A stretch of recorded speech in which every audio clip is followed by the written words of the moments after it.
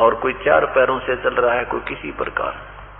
परमात्मा ये बता रहे हैं कि इतना सुंदर शरीर तुझे दे दिया भगवान ने, और तू भगवान नहीं बचता, तो भाई धिक्कार है तेरी जिंदगी को, धिक्कार है इस मनुष्य जीवन को।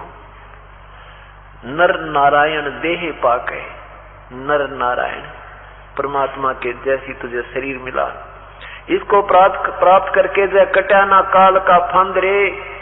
अगर मनुष्य शरीर पाकर भी तू परमात्मा की भक्ति सत नहीं कर रहा है और काल से नहीं छूट रहा है, तो धिक्कार है तेरे जीवन को। रतन अमोली दर्शत नाही, दृग है जाकी जिंदरे, धिक्कार है उसकी जिंदगी को, मनुष्य जीवन को।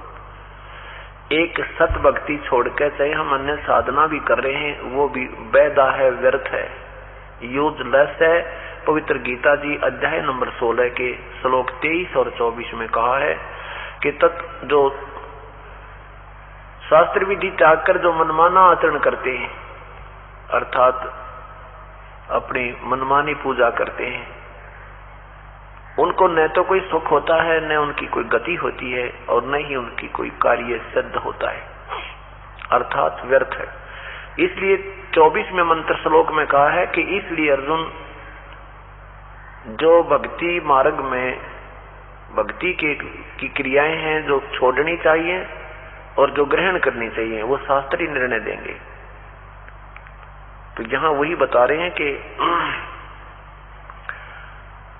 ऐसा सुंदर शरीर प्राप्त करके भी जो परमात्मा की भक्ति नहीं करते हैं, सत भक्ति नहीं करते हैं और ये भी पीछा नहीं छुटवाते हैं, तो धिक्कार है तुम्हारे जीवन को।